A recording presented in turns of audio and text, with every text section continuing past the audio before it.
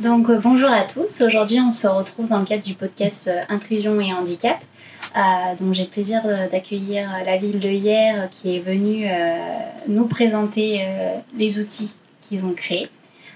Donc je vais vous laisser vous présenter. Donc on va commencer à parler de ce qui a été mis en place et puis on a plusieurs questions qui nous permettra de pouvoir échanger autour de cet outil-là. Ok ? Ok, très bien. Alors Camille, je te laisse te présenter. Oui, donc je suis Camille Lamorel, je suis référente inclusion au sein du service éducation jeunesse de la mairie de Hyères. Je suis également adjointe à la chef de service dans ce même service éducation. Donc moi je suis Carole, je travaille pour la ville de Hyères et j'accompagne les enfants en situation de handicap ou qui ont des profils spécifiques dans le cadre du projet pilote de la ville qui a été mis en place depuis un an maintenant. Un an. Hein, voilà. Et Carole, ta fonction du coup c'est ? Alors je suis agent, concrètement je suis agent intervenant auprès d'enfants à profil spécifique et je suis de formation éducatrice de jeunes enfants. Je me souviens que dans nos échanges par mail, Camille, tu me disais que c'était des postes qui avaient été créés. Oui, tout à fait. C'est un poste qui a été créé l'année dernière grâce au soutien de la CAF.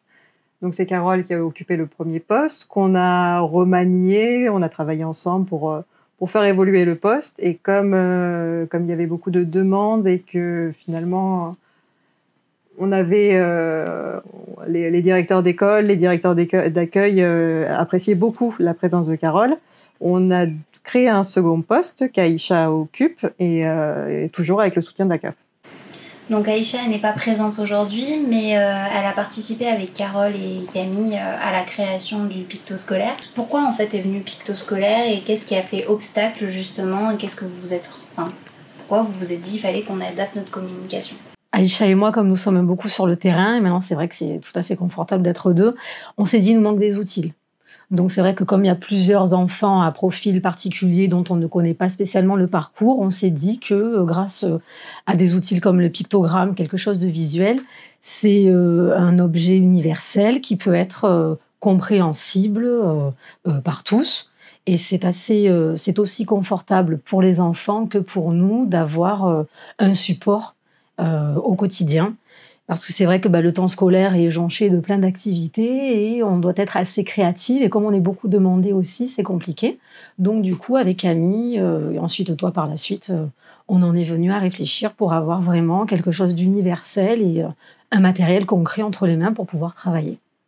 Donc là, on est sur un outil qui permettrait de faciliter la compréhension des enfants. Oui. Et est-ce que vous pouvez m'en dire plus sur qu'est-ce qui fait obstacle en fait à cette compréhension ? Qu'est-ce que vous avez décelé en fait à partir du terrain et de ce que vous pouvez percevoir avec les enfants, justement pour. On accueille beaucoup d'enfants allophones. Cette communication. On accueille beaucoup d'enfants allophones sur les écoles. Donc du coup, il y a cette barrière de la langue qui fait qu'on n'arrive pas à entrer en communication avec eux. On a pas mal d'enfants qui ont des troubles 10 aussi, et du coup, les supports présentés à l'école, ça correspond pas du tout à ce dont ils ont besoin. Donc c'est là où Carole et Aïcha interviennent vraiment parfaitement. Et elles essayent vraiment d'adapter, de rentrer en communication avec l'enfant avec d'autres outils que ce que propose l'école. Donc on est sur des enfants qui n'oralisent pas tous, donc ça veut dire des enfants qui ne parlent pas. Certains qui ont des troubles 10 et d'autres on disait que c'est des enfants qui sont allophones, donc qui ne parlent pas la même langue que les autres enfants. Et du coup tout ça c'est des obstacles à la compréhension et on parle d'handicap invisible. Est-ce que vous, typiquement Carole, avant d'arriver sur ce poste-là, le handicap invisible, c'était quelque chose qui te parlait ou pas ? Un petit peu, parce que déjà, j'avais rencontré, quand j'occupais le poste d'ATSEM, j'avais rencontré déjà des profils un peu comme ça d'enfants. Et il faut savoir quand même que les classes, notamment dans les maternelles, puisque moi j'interviens dans les maternelles, et Aïcha aussi, ils sont nombreux. Donc c'est vrai que c'est compliqué de distinguer un petit peu toutes les individualités. Et il faut quand même prendre pas mal de recul, ou du moins avoir le temps pour pouvoir se dire qu'est-ce qui ne va pas chez cet enfant, ou qu'est-ce qui pourrait faire en sorte que le vivre ensemble ou l'accueil quotidien soit bénéfique et appréciable pour tous, parce qu'on parle des enfants, mais il y a aussi les adultes, les accompagnants au quotidien. Donc c'est vrai que déjà, oui, ça commençait un petit peu à s'instaurer, puis qui plus est avec la loi sur l'inclusion, là On est dans plus de visibilité. Là, on est vraiment. De la loi de 2005, c'est ça. Voilà, sur l'accueil pour tous, l'égalité pour tous. Donc, c'est bien, certes, mais dans quelles conditions? Et c'est ça. Entre ce que la loi dit, ce qui est prescrit par la loi, ce qui est réellement fait sur le terrain, on note aussi des écarts. Et que typiquement, jusqu'à là, on parlait d'environnement donc adapté, par exemple les toilettes pour qu'ils soient PMR et donc accessibles à tous. Mais tout ce qui est communication, c'est pas encore des choses qu'on a l'habitude de faire. Donc on commence petit à petit, du coup, à adapter cet environnement-là et de prendre également la communication comme un facteur, en fait, qui pourrait limiter l'accès à mon environnement avec l'ensemble des interactions que j'ai. Mais on parlait aussi, quand on parle d'handicap invisible, c'est pas forcément aussi, un enfant qui a un trouble.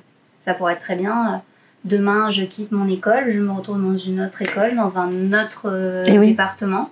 On ne vit pas les mêmes choses au même moment, on n'a pas abordé les mêmes choses et ça peut désorienter un enfant. Tout à fait. On le rencontre aussi parce que des fois il y a des premières scolarités ou d'un public de migrants et ils n'ont pas les mêmes codes ou quoi que ce soit, donc c'est vrai que c'est quand même compliqué, quoi.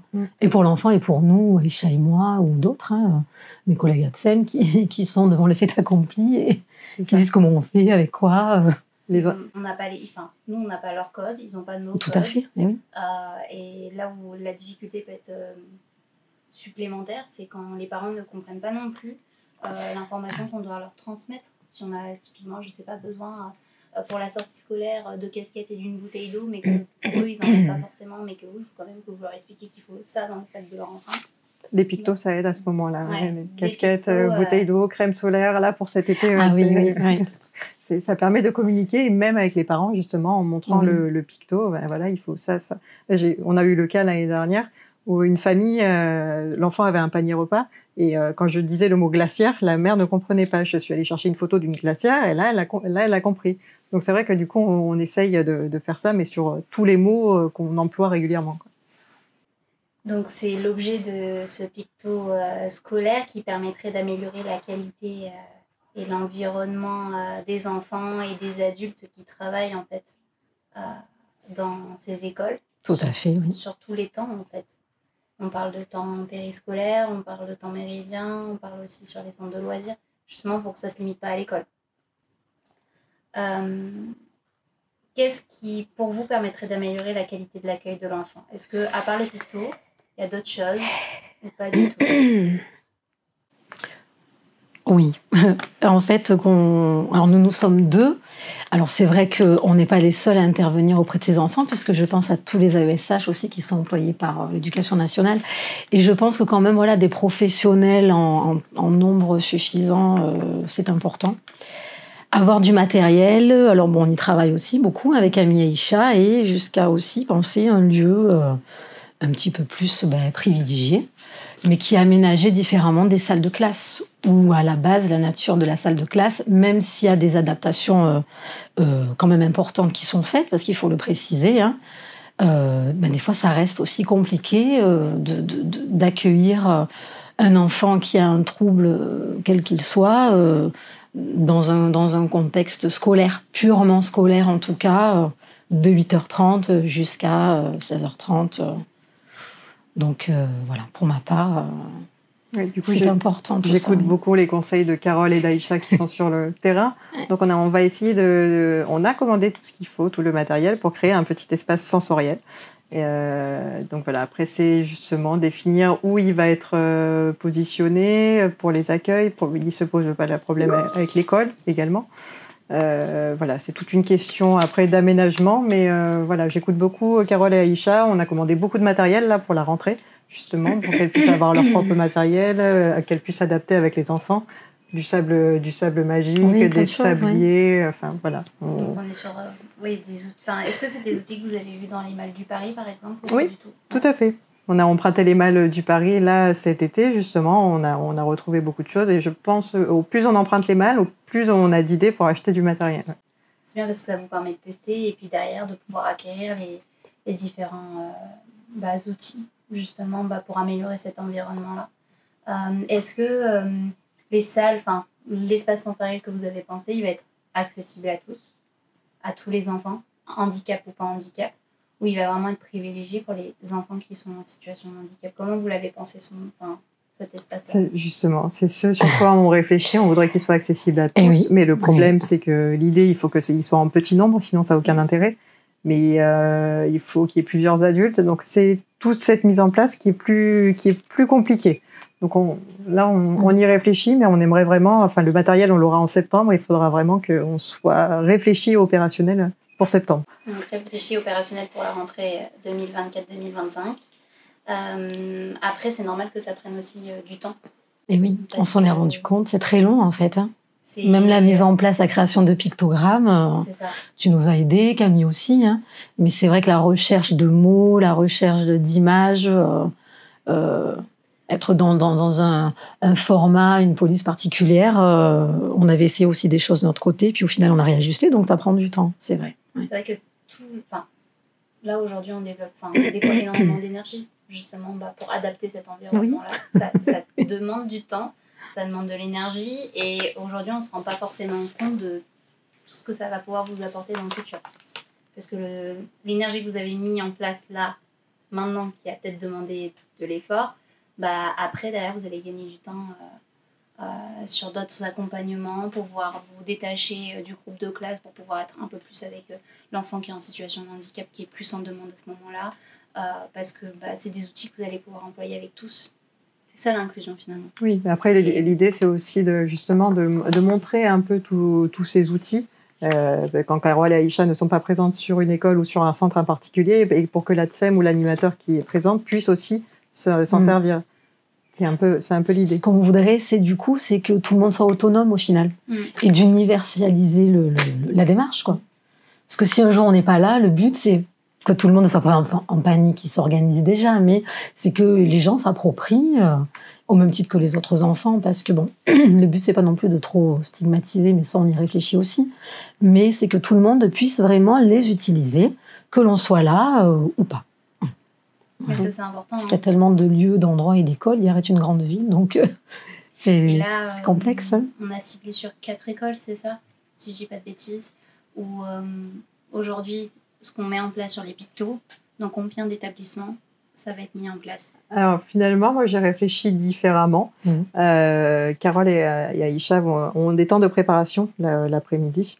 Et là, ce que je leur proposais, en fait, c'était justement de faire le picto menu chaque semaine et qu'après, elle me l'envoie et que je le diffuse à tous les directeurs d'accueil. Ce qui fait que sur toutes les écoles de la commune, si le directeur d'accueil veut imprimer le picto menu qu'elles auront créé, ils peuvent. Comme ça, il peut y avoir le menu écrit et en dessous, le menu avec les pictos.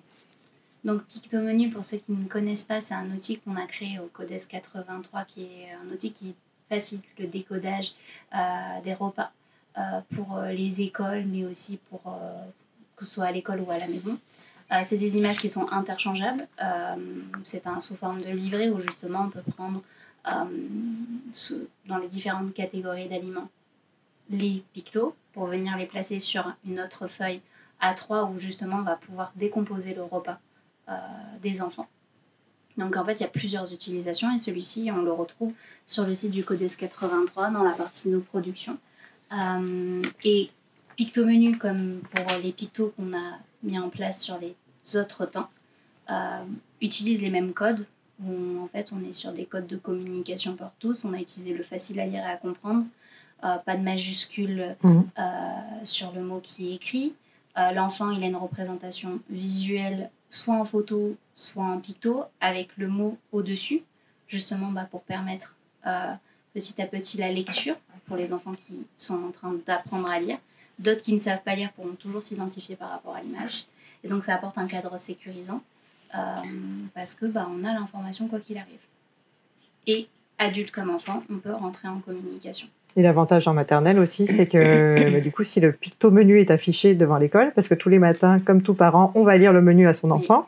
Et là, justement, l'idée, c'est que l'enfant peut aller avec son parent devant l'école et dire là, je mange ça. C'est lui qui va pouvoir lire le menu à son parent. Donc, c'était un peu ce travail-là aussi, finalement, que...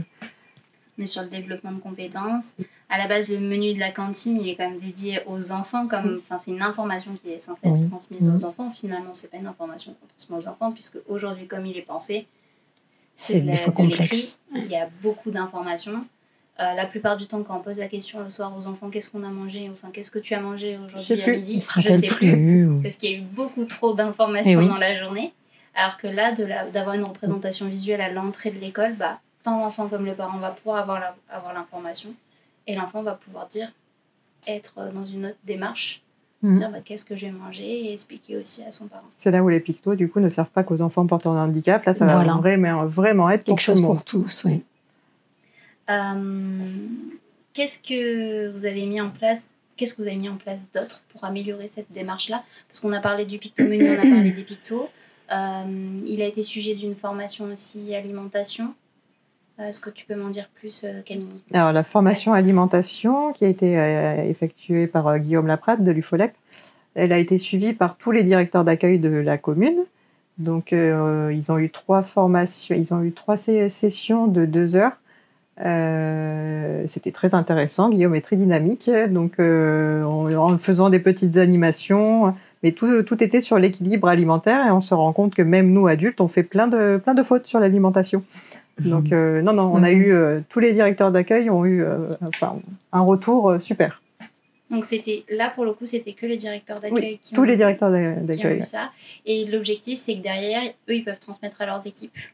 Ou il va aussi avoir des formations pour les... Non, c'est eux qui vont transmettre à leurs équipes. Les directeurs d'accueil, on en a quand même déjà beaucoup. On en a une petite trentaine. D'accord. Donc après, eux, ils transmettent à leurs équipes. Et puis, ils sont sur le terrain aussi. Entre midi et 2, ils sont toujours sur les cantines. Donc, voilà, ils peuvent transmettre les infos aux enfants. Ok, super, merci. Quelles sont les perspectives de la mise en place des outils créés? Donc, tout à l'heure, tu m'as parlé que la ville de Hyères allait avoir les picto-menus sur l'ensemble des écoles, justement pour faciliter cette information-là. Et après, est-ce qu'il y a d'autres choses qui vont être mises en place? Est-ce qu'il y a d'autres perspectives?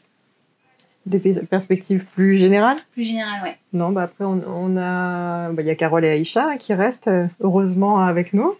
On a commandé donc tout ce matériel qu'il va falloir mettre en place parce qu'il y a eu une grosse commande, donc il va falloir adapter en fait selon l'enfant. Tout ne va pas être utile, donc là la première semaine elles vont rester vraiment en binôme pour découvrir que les équipes se mettent en place, découvrir aussi les enfants, et après vraiment prendre le matériel spécifique qui est nécessaire à chaque enfant. On essaye vraiment d'accompagner les enfants et en version individuelle, parce que un matériel correspondra à un enfant et pas à un autre. Donc, voilà, elles ont un gros programme toutes les deux. Oui. Mais voilà, c'est vrai que le binôme, c'est bien. Parce que du coup, comme il y a pas mal de choses à faire, à deux, on a une meilleure répartition des tâches. Quand l'une est à court d'idées, hop, l'autre peut la relancer. Ou ça peut aussi venir, on peut parler aussi de la fatigue ou du quotidien. Ça fait vraiment partie du métier, il faut le savoir aussi. Donc c'est vrai que deux, c'est déjà bien, je trouve, pour ce métier-là, pour ce projet. Et puis on a quand même pas mal d'enfants en fait qui sont en attente de notification, ou alors qui sont dans les premières démarches, ce qui fait qu'il n'y a pas du tout d'accompagnement éducation nationale. Donc nos ATSEM, elles fatiguent. Donc vraiment, Carole et Aïcha, elles servent de renfort à l'ATSEM, et elles sont dédiées vraiment à 1-2 enfants. Et c'est vraiment un vrai plus pour elles. Donc si je synthétise tout ce qui a été mis en place sur la ville de Hyères, donc on a eu la création des 2 postes d'agents l'année dernière, la présence du parrain qui est venu un peu diagnostiquer, voir les besoins justement qui est toujours présent. Marie est présent jeudi sur nos accueils, donc toujours très sollicité. Donc le pari toujours très sollicité qui vient en appui, la découverte des malles pédagogiques où justement ça vous a permis d'acquérir du matériel, la mise en place du projet Outils en nous où moi je vous ai accompagné sur comment faire des pictos, aussi établir le besoin. Est-ce qu'on partait sur un porte-clés? Est-ce qu'on partait sur des cartes où on allait mettre l'information, ce genre de choses-là pour venir en complément de ce que vous proposez le pari. Et derrière aussi, vous avez acheté le matériel et à partir de la rentrée 2024-2025, venir en appui à Aïcha et Carole pour les autres ATSEM, justement pour pouvoir avoir une équipe un peu plus complète avec une plus grande offre, pour pouvoir parler de toutes ces questions d'inclusion. Après, on développe aussi pas mal de projets. Là, on travaille beaucoup avec Romane du CDSA. On a fait une journée inclusive à la mer autrement. Là, demain, on fait une journée inclusive aussi. Du coup, on les accueille sur la Vigie, un site qu'on a à nous. Et après, on aimerait faire une 3e journée où on accueille vraiment tout le monde. Donc, on essaye aussi de développer d'autres petits projets à côté. C'est bien, c'est chouette, tout ce que vous mettez en place. Et l'espace aussi en réflexion. Ouais, ce fameux espace et les espaces, si possible, dans les écoles, quel lieu, justement, on pourrait utiliser, pas comme un plan B ou un petit coin de table, mais vraiment quelque chose d'aménagé pour tous, avec un matériel adapté spécifique. Que ce soit bien identifié tant par les enfants que par l'équipe éducative, tout à fait. etc. Des enseignants, que tout le monde soit OK sur ça une bonne fois pour toutes. Que ce soit vraiment un espace qui est inclus dans l'environnement, que ça fasse partie en fait de la vie de l'école. Ouais, de l'école, bien sûr. Quand un enfant a besoin, qu'il soit porteur de handicap ou pas, il peut aller dans cet espace et essayer de s'apaiser. Donc c'est vraiment de l'inclusion, mais voilà, il va falloir qu'on se concerte bien avec les enseignants pour mettre ça en place. Et une dernière petite question, est-ce que maintenant avec l'apport du projet Outils en nous, Carole, Aïcha et toi Camille, vous vous sentez plus à l'aise justement pour pouvoir adapter des supports de communication, comment vous allez vous y prendre pour le après, puisque du coup moi je vous ai accompagné sur les pictos pour cette future rentrée. Est-ce qu'avec tout ce qu'on vous a transmis, vous êtes plus à l'aise ou pas? Alors ça, tes conseils, ça a été un véritable plus, parce que c'est vrai que savoir qu'il fallait mettre au-dessus, pas en dessous, l'écriture, là-dessus. On a gagné en méthodologie, en temps. On est allé un peu plus droit au but parce que au début, on avait fait déjà pas mal de choses, hein. Mais c'est vrai que on est allé quand même plus à l'essentiel, je pense. On a réussi à épurer pas mal de trucs et puis le site aussi recommandé, ça a été plutôt que chercher des images sur Internet qui correspondaient, Enfin, nous, ce qu'on cherchait, ça correspondait pas forcément. Là, non, c'était compliqué. Parce qu'il y a des images, on pouvait pas les copier-coller. T'as des images qui ont des droits. C'était complexe. On a découvert aussi tout ça, l'autre côté du travail. Et c'est vrai que c'est plus direct en termes de production. Donc, on arrive mieux à s'organiser et à gagner un peu en efficacité, je pense. En tout cas, Saïcha, elle était là. Elle dirait comme moi. Mais non, c'est génial.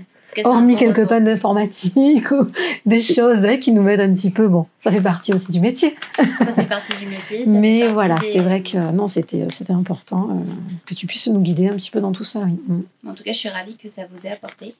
Derrière, donc même si l'accompagnement il est terminé, sur le site du Codes 83, on va mettre en place des fiches pratiques. Ce que moi, je vous ai transmis, vous pourrez aussi les retrouver du coup dans ces fiches-là. Justement, comment créer un support sur Canva, comment faire du facile à lire et à comprendre. Il y aura des outils d'évaluation justement pour vérifier si ce que j'ai conçu comme support respecte bien ces normes-là. Parce que si on met le picto facile à lire et à comprendre et qu'en plus de ça c'est diffusé sur notre site, sur le site internet, mais qu'on ne respecte pas les critères, on peut nous demander de retirer le pictogramme facile à lire et à comprendre qui est quand même identifié par beaucoup de personnes en situation de handicap. Puisque eux, ils savent que ça veut dire que l'information, elle est accessible pour eux. Donc, il y aura ces fiches-là qui seront présentes sur le site internet. Il y aura aussi le site Arasa, comme vous m'avez parlé, qui permet d'avoir des pictogrammes gratuits qui sont libres de droit. Voilà, j'ai déjà téléchargé sur le site du Codes la fameuse grille, la planche, avec tout ce qui était en ligne sur les menus. Et l'idée, c'est de le mettre à disposition des animateurs, parce qu'on a un réseau partagé. Mais il faudrait d'abord que je leur explique en amont, justement, comment l'utiliser, le créer. C'est là que Carole et Aïcha, finalement, vont intervenir en faisant peut-être les premières trames, les premières semaines, les premiers mois, et voir après si les directeurs d'accueil, eux aussi, peuvent s'y mettre et ont envie de le faire, bien évidemment. Mais voilà, on va essayer d'universaliser tout ça sur nos écoles. Super. Le plus compliqué, c'est maintenant, en fait. C'est les premiers pas. Ça demande plus d'énergie, le premier pas. Après, une fois que ça y est, tout le monde, je pense, va se l'approprier. C'est vrai que le plus gros travail, c'est le départ. C'est tout le temps comme ça, quoi. Puis de comprendre pourquoi on fait ça. C'est quoi le but? En maternelle, je pense qu'ils vont comprendre. Parce que comme les enfants ne savent pas lire, justement... Il y aura un petit côté ludique quand même aussi. À l'image, c'est vrai, ça peut être coloré, ça renvoie à plein de choses qu'ils connaissent déjà au quotidien. Puis on parle un petit peu moins aussi, donc on privilégie d'autres choses parce qu'on parle déjà beaucoup en maternelle. Et des fois, on se dit, je parle, mais ça n'a plus de sens, donc je m'arrête. Hop, si j'ai l'image, c'est bien. L'image, c'est pour tout le monde, quoi. Tout le monde comprend. De la photo, le dessin, voilà, c'est universel. Je vous remercie Camille et Carole pour ce temps. Merci à toi aussi. C'était riche et puis intéressant de pouvoir aussi parler de ces sujets-là et de parler de ce que vous avez mis en œuvre sur la ville de Hyères, puisqu'il y a plein de belles choses qui sont à venir. Donc le Codes 83 vous remercie et puis j'ai été ravie de vous accompagner sur le projet Outillons-nous cette année. On était ravis que tu nous accompagnes aussi. Merci. Merci à tous pour votre écoute. N'hésitez pas à partager ce podcast autour de vous. On se retrouve bientôt dans un nouvel épisode de Podcast Santé.